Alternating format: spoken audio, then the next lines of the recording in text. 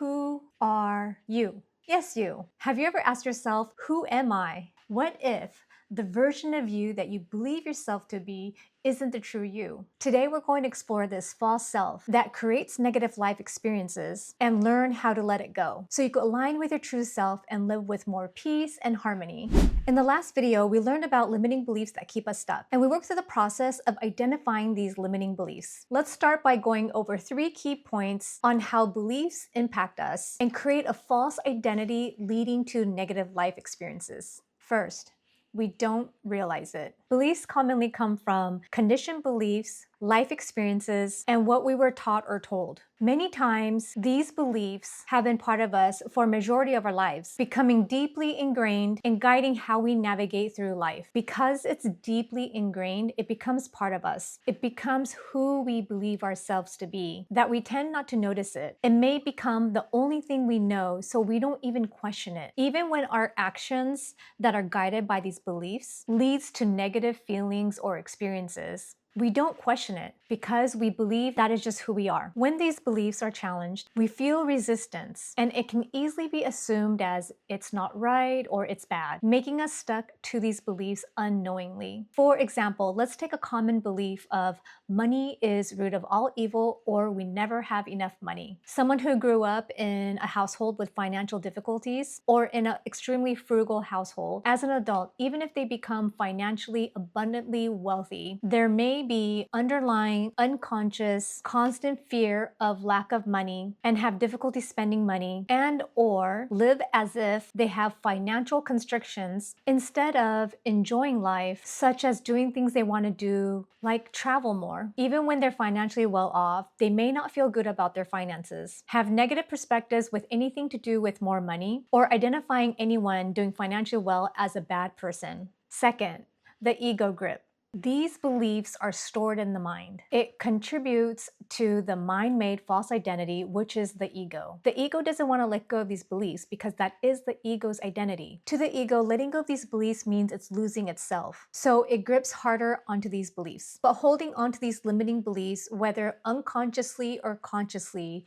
keeps us trapped. Letting go can feel scary or uncomfortable, and quite often there's resistance from the ego. So it can take time and practice to not only recognize this, but to let it go. A common sign of the ego grip is when these beliefs are challenged, we feel resistance leading to unpleasant feelings, such as feelings of anger, defensiveness, fear, shame, hurt. When you completely let yourself go, real inner peace, and becoming who you truly are to live to your fullest potential begins. Third, it blocks us from being aligned with our true authentic selves.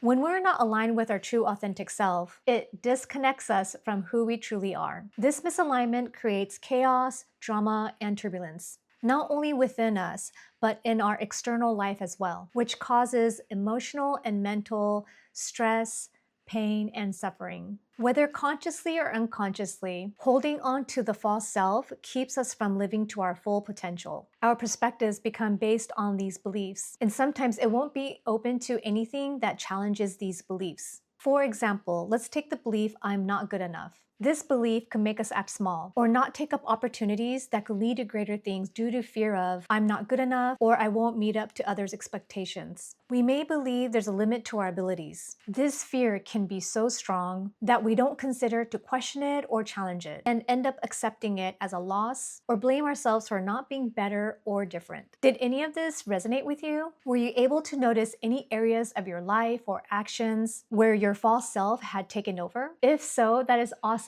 because simply noticing is the first step to letting go. Conditioned beliefs, life experiences, and what we were taught or told easily creeps into our core belief systems and associate it as our identity. Since it's so easy to not realize how beliefs are holding us back and disconnecting us from our true authentic self, actively undoing these deeply ingrained beliefs that create the false self becomes an important part of the process of creating peace and harmony in our lives. Now let's go over a 3-step process process to let go of these beliefs. The first step is reflect. We're going to use the list of limiting beliefs that you created from the last video, decluttering the beliefs that keep you stuck. In case you missed the exercise, I'll put the link to the video below. If you missed the exercise, but you already know some of your limiting beliefs, you could go ahead and work with that. Now get into a comfortable position in a quiet space.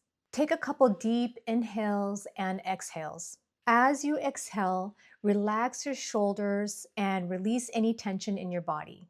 Read through the list of limiting beliefs and choose one limiting belief to focus on. Then close your eyes. Start exploring why you believe that limiting belief to be true. Ask yourself, where did that belief come from? Allow the mind to explore through past life experiences and scenarios that connect to that belief. Notice any judgments or stories that come up. Observe any images, dialogue, or thoughts as if you're watching a movie. Simply notice it and don't get caught up in it. Bring attention inward. Notice any physical sensations such as tension, discomfort, change in body temperature, or heartbeat in the body. Notice the feelings and emotion that arise. If there's negative feelings or discomfort, don't fight it. Allow them to be there. Acknowledge them and let them flow through your body. Second step is question it. When the false self starts to take over, instead of acting from that space, we want to get in the habit of challenging it by questioning it. In the Decluttering the Beliefs That Keep You Stuck video, we went over how to identify beliefs versus facts. We learned that the key point is a belief adds interpretation, judgment, or assumption to a fact, often tied to fear, self-worth, or expectation. Keeping that in mind, ask yourself, is this thought a belief or a fact?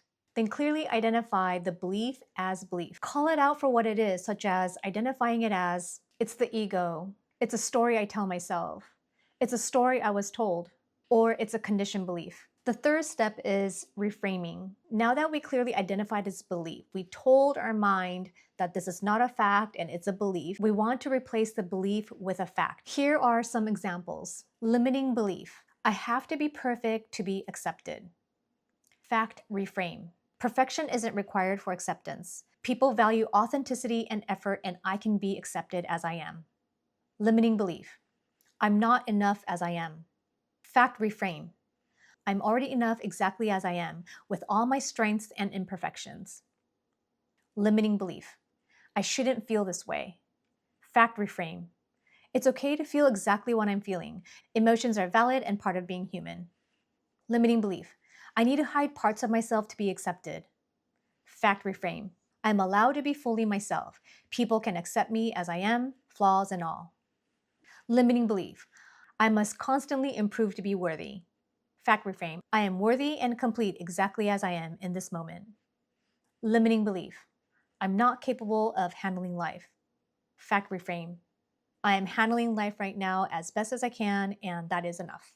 What we are doing here with the reframing exercise is we are reprogramming our minds. Very commonly, making a limiting belief a truth is an automatic response. We are telling our mind belief is a belief, it's not a fact. Because when these limiting beliefs are part of us, we unconsciously believe that is a fact. So instead of allowing our ego to hold on to this false self or limiting beliefs, we're training our minds to recognize them as a non-fact belief, to let it go and replace it with a fact. Regularly practicing the 3 steps allows us to better recognize when the false self has kicked in and when we're not in alignment with a true authentic self. The more we can recognize this moment, the more we're able to question it and reframe it. The more you question it and reframe it, the ego loses its power. You will start to teach your mind to focus on the fact and let go of the beliefs. The more you do this, the easier and faster it will get. Eventually, the beliefs will no longer be part of who you believe you are and no longer limiting you. Quick recap on the 3 steps. First step is to reflect.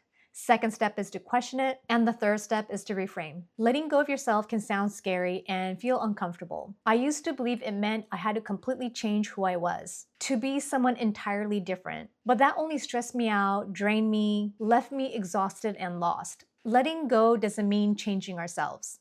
It's about releasing beliefs that doesn't serve us and becoming aligned with who we truly are and creating space for the fulfilled life that we were meant to live in peace and harmony. Remember, when these beliefs are challenged, we feel resistance, and this feeling can be easily assumed as it's not right or it's bad, making us continue to make the beliefs the truth and part of our false identity. Let me know one limiting belief that you're ready to release and what fact did you replace it with. Leave it in the comments below. Thank you so much for being on your inner work journey. Hope you have a wonderful day. Sending you love and light. See you in the next video. Bye.